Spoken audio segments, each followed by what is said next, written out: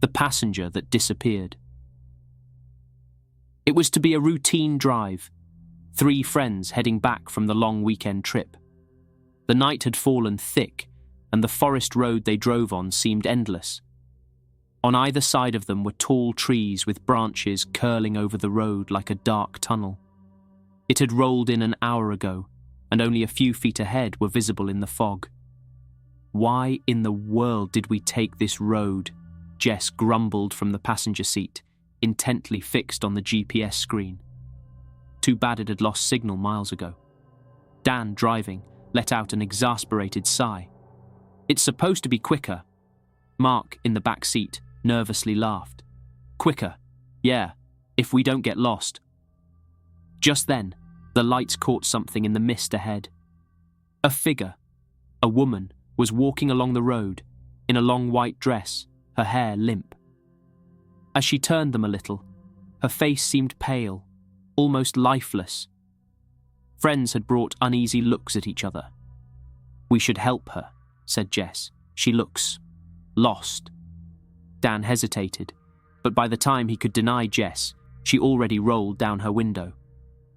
"Do you need a ride?" she called through the window. The woman nodded silently, opened the back door and slid in alongside Mark. He stiffened, glanced at her, but still didn't say anything. She stared straight ahead, eyes unblinking, silent. They rode for some minutes, the silence within that car awkwardly accompanied by an eerie stillness which filled the air. Minutes slipped, and chill was starting to overwhelm that air within the car. It felt that the temperature was about to dip into freezing point. Dan attempted to flip on the heater, but it was already at full blast. "So, where are you headed?" Jess asked, as if her awkwardness would change somehow. No answer. Mark shifted restlessly. "Excuse me, miss?" He looked back at her, and his words stuck in his throat. The woman was somehow gone. The seat was now empty, but the car had started to fill with a mist that was seeping into the back seat like some alien damp cold. Then, without warning, a voice, a whisper echoed through the car. "Don't stop, keep going." Dan stomped on the gas, pulse racing. Outside, the fog was thickening. In the rearview mirror, Jess saw something coalescing, a shape in the mist. A woman, but not quite. Her face contorted, her mouth open in silent scream. She was chasing them. Her hand was reaching out as if to grasp onto the car.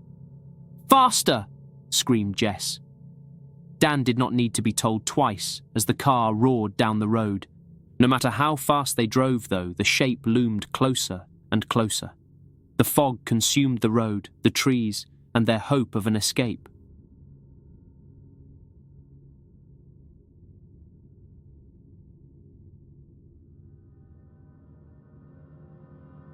The endless road. 3 friends, Nick, Emma, and Josh, were driving back from a party. The late-night forest road ahead of them was narrow and unlit. For half an hour, the GPS hadn't worked, forcing them to navigate by instinct. The deeper they went into the woods, the more isolated it felt. "This doesn't look like the shortcut," Emma muttered, glancing out the window. "Just trust me," Nick said from behind the steering wheel, forcing a smile into the darkness to cover his own fear. "It's a little bit farther, but it'll get us there." As they curved through a bend, the headlights brought into view a figure standing in the middle of the road. A man, dark-faced, wearing all black. Nick swerved around him, heart racing. "What the hell?" Josh gasped from the back seat. "You see that?" Nobody had time to reply when he appeared at the next bend, unmoving. "How? How in the world?" Emma stuttered. Nick stomped down harder on the accelerator, his hands shaking. But still the man kept appearing, closer and closer at every curve. His face remained blank, faceless, and somehow always ahead of them. He panicked, swinging the car around to go back, but in doing that, everything had changed behind them. There now were trees blocking the road, towering high as if they'd grown overnight. "We're trapped," Josh whispered, staring wide-eyed at the road ahead. Nick had no choice. He kept driving. That faceless man was always just ahead of them, waiting for them at every turn, like an endless loop of terror that they simply couldn't escape.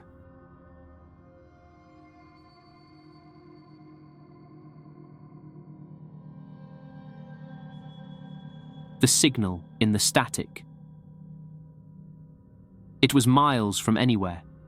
Dark highway, hemmed in by trees, and every so often, a sign flashing by like spirits in the night. 4 friends had been driving for hours trying to make it to the next town before they ran out of gas. The road was empty. The clock insisted that it was 2 a.m. "I hate driving at night," Claire muttered, staring out the window. "It's always so quiet." Rob shrugged, sitting behind the wheel. "What do you expect, in the middle of the woods?" Silence.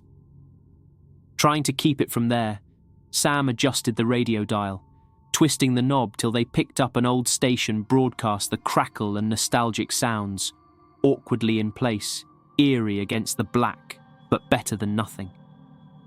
A few minutes passed, and then the music simply stopped.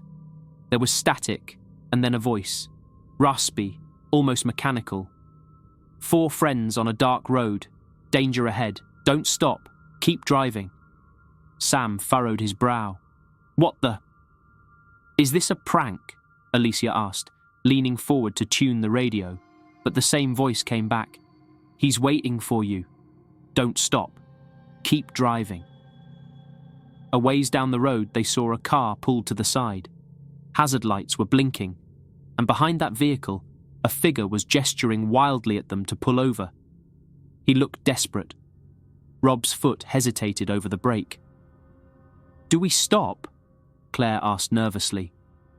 But the voice on the radio crackled back. "Don't. He's not what he seems." Rob tensed and squeezed his hands around the wheel. "Don't know. This is just weird." They drove by the man. He took off sprinting after them. Sprinted faster than any human possibly could. His face contorted into something monstrous, eyes glowing in the dark as he closed in. "Go! Go!" Alicia yelled. Rob stamped on the accelerator, and the car shot forward like a living thing, but when they glanced in the rearview mirror, there was no man. The radio, once more, crackled into life, its voice like static. "Don't stop. Keep driving." They rode on in terrified silence, knowing something out there wasn't done with them yet.